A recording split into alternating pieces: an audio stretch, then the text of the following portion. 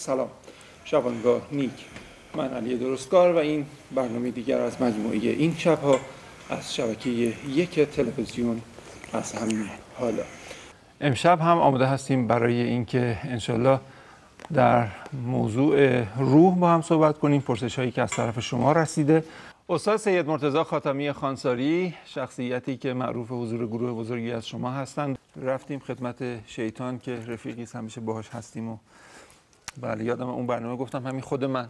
به نظرمون رسید که یه دفعه بحث روح رو هم تموم کنیم. در پایان کار آخرت که قیامت میشه و تمام جن و انس و فرشته ها برنامه هاشون مشخص میشه و متاسفانه در 12 نفری که در اسفل نار هستند 11 تاش انسانن، یکیش جنه و مثلا فرشته اونجا نیست. ببینید جهنم جوری هستش که هرچی پایین تر بره عذاب شدید تره. سافل یعنی پایین، سافلین یعنی پایین ها. اون اسفل اون آخرین نقطه است، نقطه مقابل قله کوه مثلا اون اسفل. این یه دونه آدم میتونه باشه چون اسفله. اگه ممکنم 2 تا در اونجا جا بگیرن ولی یه انسان. آقای حاجیه گفت ما 12 نفریم که چجوری شما الان 11 نفریم؟ نه یکیشون طبقه پایینه، اسفل سافلین، اونجا انفرادیه، اونجا هستش هنوز. داداش تو هنوز زنده ای اون پایین؟ یه نفسی میاد و میره، خلاصه میسوزیم و میسازیم دیگه. شما یخ ندارین اونجا؟ یخمون تمام شد. عجب داستانش. اوف داغ سگ مصب. اینجا ترموستات نداره؟ هر ساعت که آقای خاتمی من تا یادم نرفته اول فرمایشاتون که توضیح جهنم و اسفل سافلین رو میفرمودید دیگه حضیض ذلت که فرمودید 12 نفر یعنی به اسم مشخص مثلا خب اینا مشخص آقای الف خانم ب ابلیسی کش خود همین ابلیسی که از اون اسفل نار ابلیس که جنم هست. این رو چون به زبان آوردم مجبورم بپرسم دوباره و اون اسم اون 12 نفری که فرمودید در اساس کامبیز، من هوشنگ، من روح الله رفتن همین بغل بر میگردن. هم موقعی که اومدن اینجا یه خود ناراحتی پیدا کردن. مهران دیشب راستی که قاچاقچی اومد پیچون رفت بهش ببینه موتور کولر آبی چیزی گیرش میاد اینجا خوره خنک شیم دیگه. بفرمایید که یک روحه و روح یک حقیقته که در همه آدم ها از ازل تا ابد دمیده شده و نه هر کسی روح خودشو داره. روح شما با روح من فرق میکنه با روح برادر دیگه. هر روحی برای خودش مستقله. برای خودش مستقله. بله قبض روح میان میکنن هر روحی. اگه یکی بود که یکی قبض روح میشد همه میرفتن. آها رسمی. این دنیا حالت خاص خودشو داره به جهت اینکه داستان امتحانی هست و بسیار حساس داستان امتحان. ببین حساسیتش مال بعده. از زمانی که ما مکلف میشیم که پرونده برامون ضبط میشه تا زمانی که تمام بشه کار دنیا که دیگه فرشته های ضبط عمل بیرن، این سرنوشت ابد ما رو ضبط ها معلوم میکنه. سرنوشت ابد جمله کوچیک نیست. دنیای 70-80 ساله بعد به ابدیت میخواد پیوند بخوره. بریم رو ضبطه. وایسا برو الان رو ضبطه. برو. صدوقی با هنر رجایی ها دادیم داره با سماشق بارا ها دادیم. چی شد؟ نوار تموم شده. بذار عوضش کنم. بذار یعنی رو ضبط نیست؟ پس برو بریم. من از راه اومدم یا دلت خواست اومدم تو از بیراه ها رفتی.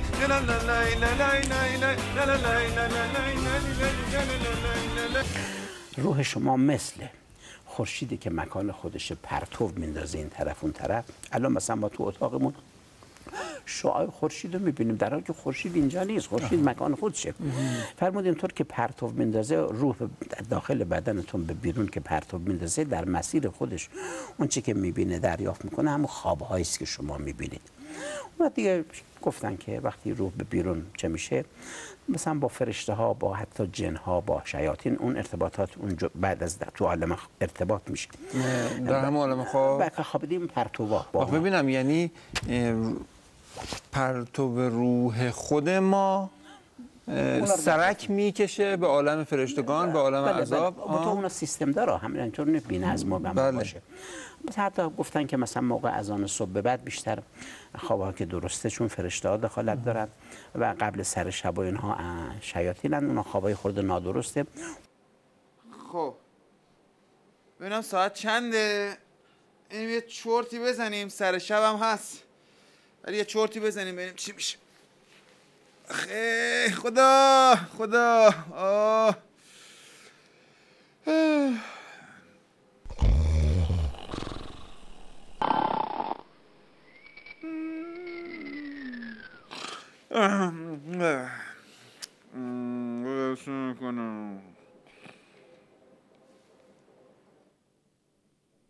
کجا؟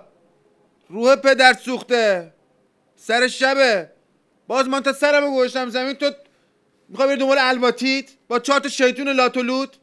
بیا یک کپ مرگ تو بذار، بیا کپ مرگ تو بذار بخواب دیگه. صبح خودم بلندت میکنم با فرشته ها برید پیکنیک. بیا بخواب. پدر سوخته.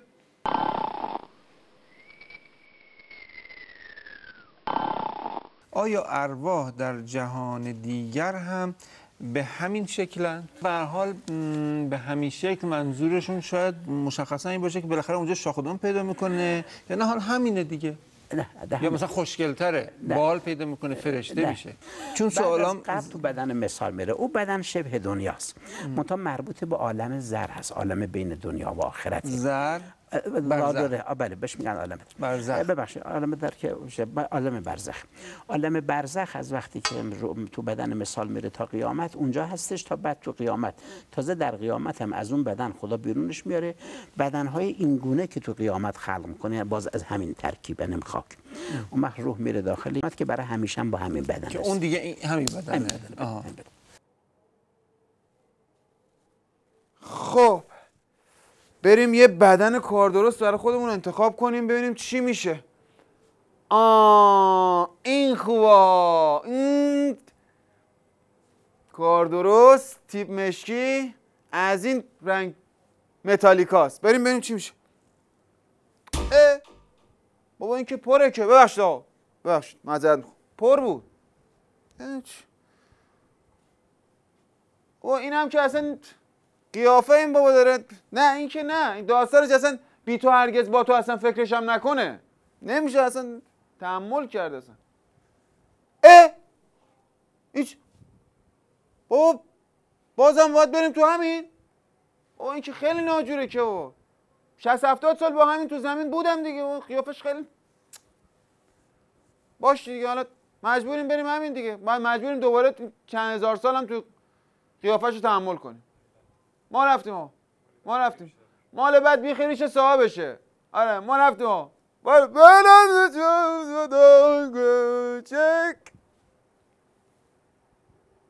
اصلا سوال اینه که ارواح بعد از اینکه قبض روح میشن، یعنی افراد بعد از قبض روح میشن، این روح کجا میره؟ روح ها کجا میرن؟ یا در کوه زجنان حوالی کجا، چه مثلا ارواح کفار منافقین مشرکین اونجا گفتن داشتن که با بعضی از این ارواح خبیثه صحبت هم شده که گفتن اینجوری میگن اینا، یعنی تو این سرزمین واقعا پس از این عالم خارج نشدن. نه حالا وقتی روحی قبض میشه، روح مؤمنو به آسمان میبرن، میره با ملائکه صحبت میکنه، اول دوم حتی خدا باش حرف میزنه. میره یا میبرن؟ نه البته فرشته ها میبرندش. این اولم گفتم همه فرشته ها دستن در کارن. فرشته میبره، فرشته میاره.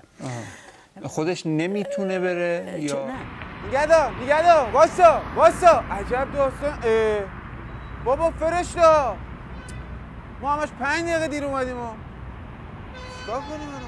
همه الان هم که من اینجا هستم خیلی کار دست فرشته هست، فرشته ها رو نمیبینیم. اصلا حفظه داریم از فرشته، کاتب داریم و چه 160 فرشته در 24 ساعت کارهای مختلف انسان انجام میدن، منتها نمیبینیمشون، بعد مرگ میبینیمشون. نمیدونم داستان ما. فرشته یه لیوان آب برده بیار. اصلا فری برده بیار. چیکار داری میکنی تو؟ به او چکو گرفتی یا نگرفتی؟ عجب داستانی شده. برو دنبال.